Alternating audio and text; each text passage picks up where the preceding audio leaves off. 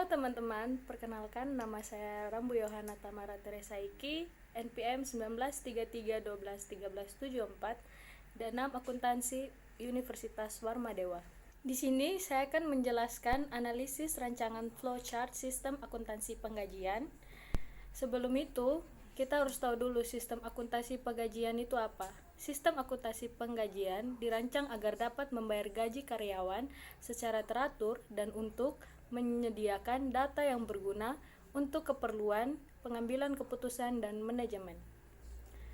Dalam sistem akuntansi penggajian, terdapat beberapa bagian-bagian yang saling berkaitan. Yang pertama, ada bagian personalia, yang kedua ada koordinator presensi, yang ketiga ada koordinator pembinaan pegawai, yang keempat ada koordinator gaji, yang kelima ada koordinator akuntansi, dan yang terakhir ada koordinator pembayaran gaji. Yang pertama, bagian personalia. Personalia adalah serangkaian kegiatan mengelola sumber daya manusia pada hal-hal yang terkait administratif yang mengatur hubungan industrial antara perusahaan dengan karyawannya. Berikut merupakan flowchart bagian personalia. Dimulai dengan membuat data pegawai secara manual. Selanjutnya, data pegawai dibuat dalam bentuk dokumen dengan dua rangkap, di mana rangkap pertama akan diberikan kepada koordinator presensi yang akan digunakan dalam proses sistem penggajian, sedangkan rangkap yang kedua akan disimpan dalam bentuk file induk, data pegawai, dan disimpan dalam database perusahaan. Yang kedua, koordinator presensi. Koordinator presensi adalah bagian yang bertugas untuk pencatatan kehadiran pegawai serta membuat ringkasan presensi dan database, sehingga dapat membantu pengelola penggajian dalam memberikan informasi yang tepat, dan informasi tersebut dapat digunakan sebagai dasar landasan untuk pemberian gaji dalam perusahaan.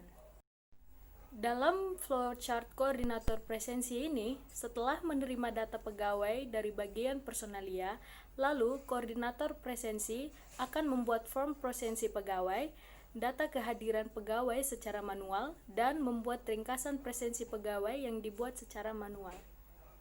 Setelah itu, koordinator presensi akan membuat dua rangkap file, yang dimana rangkap satu yaitu data pegawai dan presensi pegawai akan diberikan kepada koordinator pembinaan pegawai. Sedangkan rangkap 2 yang berisi ringkasan presensi pegawai akan disimpan secara permanen dan disusun berdasarkan tanggalnya sebagai database yang bakal diperlukan oleh departemen lain untuk memproses sistem penggajian. Yang ketiga, koordinator pembinaan pegawai. Koordinator pembinaan pegawai bertugas untuk memberikan nilai kinerja dan prestasi berdasarkan presensi dan kinerja pegawai, karena bagaimanapun juga kemajuan dan keberhasilan lembaga tidak lepas dari peran dan kemampuan sumber daya manusia yang baik.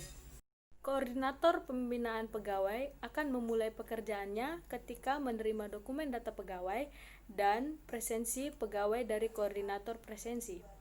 Setelah itu, mereka akan membuat form nilai kinerja pegawai dan mencatat nilai kinerja pegawai secara manual, yang akan dibuatkan ringkasan nilai kinerja pegawai.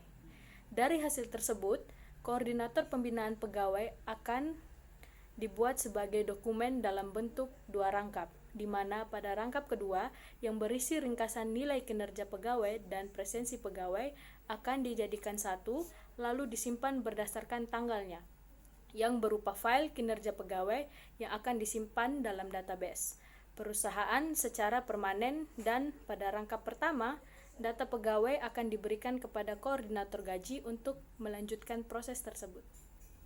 Yang keempat, koordinator gaji. Koordinator gaji memiliki tugas merekam data pegawai untuk keperluan penggajian pada form penggajian. Yang kelima, koordinator akuntansi. Koordinator akuntansi memiliki tugas untuk membuat pencatatan mengenai transaksi pengeluaran untuk membayar gaji pegawai. Koordinator akuntansi akan memulai pekerjaannya jika telah menerima file ringkasan gaji pegawai, slip gaji pegawai, dan daftar gaji dari koordinator gaji, di mana dari 3 file tersebut akan dilakukan pengecekan data dalam daftar gaji, ringkasan gaji pegawai, dan slip gaji pegawai untuk melihat kebenarannya. Setelah dinyatakan benar, maka koordinator akuntansi akan membuat bukti kas keluar sesuai nominal yang dikeluarkan untuk pembayaran gaji pegawai. Setelah itu, koordinator akuntansi akan meminta otoritas bukti kas keluar kepada kepala bagian akuntansi untuk mencocokkan apakah dokumen telah lengkap atau tidak. Jika tidak, maka dokumen akan dikembalikan kepada koordinator gaji. Jika dokumen telah cocok dan lengkap, akan dilanjutkan dengan proses selanjutnya, yaitu membuat cek bank.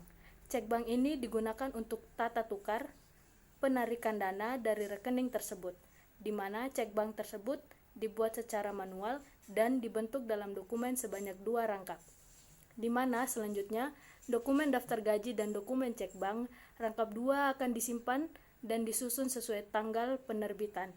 Selanjutnya, dokumen slip gaji dan dokumen cek bank akan diteruskan kepada bagian koordinator pembayaran gaji. Sedangkan bukti kas keluar ringkasan gaji pegawai akan diproses oleh koordinator akuntansi untuk proses pembuatan bukti memorial secara manual. Bukti kas keluar dan ringkasan gaji pegawai akan diarsipkan secara sementara berdasarkan tanggal pembuatannya, sedangkan bukti memorial akan dibuatkan dalam proses lebih lanjut untuk menjadi jurnal umum. Yang keenam atau yang terakhir, koordinator pembayaran gaji. Koordinator pembayaran gaji memiliki tugas untuk mencocokkan data atau laporan yang diberikan oleh koordinator akuntansi serta membayar gaji pegawai berdasarkan slip gaji yang diberikan.